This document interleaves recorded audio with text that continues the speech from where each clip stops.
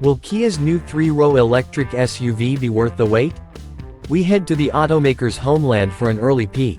Kia's second dedicated battery electric vehicle is almost guaranteed to be a hit. Combining the best parts of the highly desirable three-row Telluride with the underpinnings of one of our favorite electric cars, the EV6 crossover, the Kia EV9 is on target to arrive on US roads later this year at a time where EV adoption is steadily gaining steam and American buyers are SUV crazy. It's no wonder the EV9 is our most anticipated EV of 2023. Rather than sitting tight while the electric SUV gets here, I headed across the Pacific to Kia's homeland of South Korea to get an early drive in a preseries 2024 Kia EV9 AWD to see if it'll be worth the wait. Room for 6 or 7. I was disappointed to learn that one of the EV9's most innovative features, the 180-degree swiveling second-row seats, doesn't meet US federal motor vehicle safety standards and so won't be available on US models. Bummer. We'll have to make do with upgrading to the plush second-row sliding captain's chairs with power adjustment, deployable leg extensions and massage a six-seater setup that seems to have evolved from our previous long-term Kia Carnival Prestige minivan. Legroom is plentiful on the spacious second row and even the third row offers reasonable head and legroom for this 5-foot, 10-inch adult. The EV9 will come standard in a 7-passenger configuration with a folding second-row bench, as well. In addition to people, the EV9 also boasts ample space for cargo with 20.2 cubic feet of stowage behind the third row opening up to a cavernous 81.9 cubes with all rear seats folded. Revised dashboard tech. The front seats haven't been neglected either. My example featured heated and ventilated surfaces and a broad range of adjustment, extending into a full-in recliner lounge position with leg rests when parked for charging. The EV9's available front seat massage function isn't as targeted or firm as I'd prefer, but I loved how it periodically activates during extended driving sessions to relieve fatigue and boost awareness. Ahead of the driver's seat is the EV9's monolithic triple-display infotainment suite, which builds on the automaker's established dual 12.3-inch screens with a small 5-inch monochrome segment display with at-a-glance climate control information.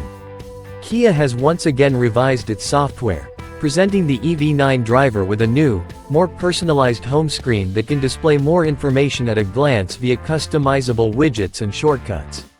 The new system features improved over-the-air update capability and compatibility with Android Auto, Apple CarPlay and digital key support for certain Android and iPhone devices.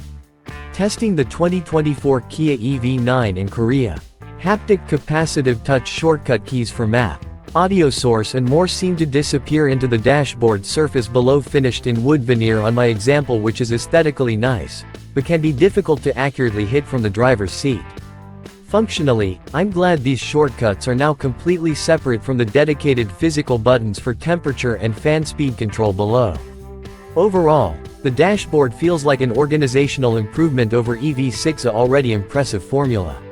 The EV9 uses a very Hyundai Ioniq 5-like stock shift knob mounted to the steering column to toggle between drive, park and reverse. Look closely and you'll also note this dongle integrates the start button. This bit of space saving that frees up space on the center console for storage and more forward-positioned cup holders, which is nice.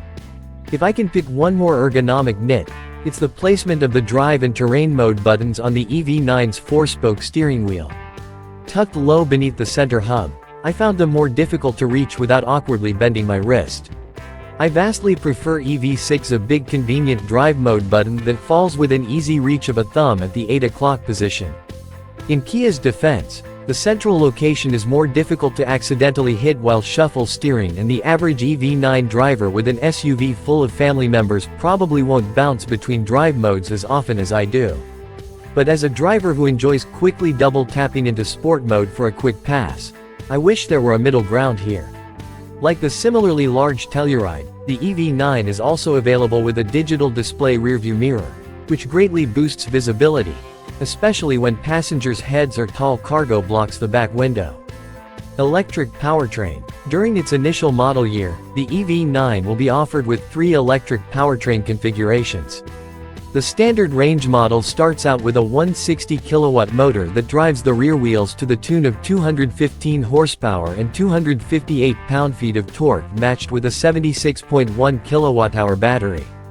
Upgrading to the long-range model swaps in a larger 99.8 kilowatt-hours battery. The EPA hasn't yet weighed in with range estimates, but Kia is targeting around 300 miles for this, the farthest roaming configuration. Both battery packs include Kia's 4th-gen chemistry and heat pump thermal conditioning for optimal operation and charging speed in various climates. I wasn't able to charge the EV9 myself during the 2 days of testing, but the electric SUV is capable of up to 230 kilowatts DC fast charging at a powerful enough station. That should be fast enough to fill the big battery pack from 10 to 80% in around 25 minutes. Like its eGMPBASED family members, the EV9 will also support vehicle-to-load via an adapter to power electronics or appliances via its onboard 3.68 kilowatts inverter. And in certain markets, the EV9 will also introduce vehicle-to-grid capability, which owners will set up and manage via the Kia Connect app marketplace. At the top of the line is the model I was able to test, the dual-motor configuration, which ups the ante with a second motor on the front axle, bringing the system total to 379 horsepower, 283 kilowatts and 516 pound-feet of torque. With the addition of a towing package, the dual-motor EV9 claims up to 5,000 pounds of towing capacity, which Kia warns may significantly reduce electric range. But that's the case when towing with any EV. Testing the Kia in Korea. Hustling the SUV off the line in sport mode will also eat into the EV range a bit. But rewards with a 0 to 62 miles per hour 100 kilometers per hour sprint in just 5.3 seconds. Unfortunately, the Korean highways we tested on are restricted to a 100 km per hour maximum speed and closely monitored by speed cameras every dozen kilometers or so. The infotainment system was almost constantly issuing verbal speed zone warnings. The addition of wet, rainy conditions during most of the drive meant my testing pace was more sedate than normal.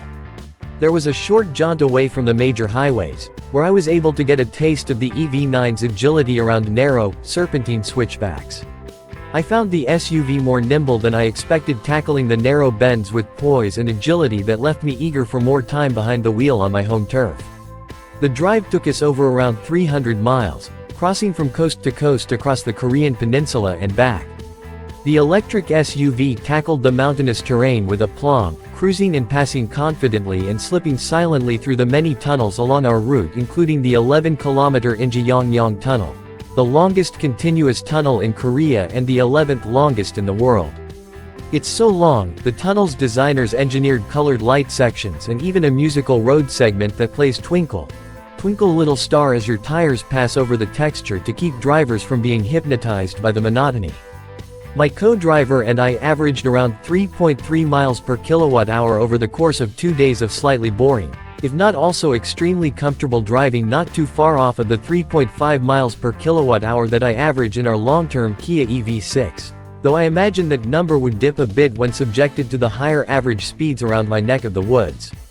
Driver aid tech. With the vast majority of the drive taking place on smoothly flowing highways, I was able to test the newest version of Kia's advanced highway driving assist technology, which improves with more confident and accurate lane centering steering assist and automatic lane changing steering assist when the turn signal is activated. The EV9 will be available with 2 lidar sensors on board, which brings the total number of exterior sensors and cameras to 15 points.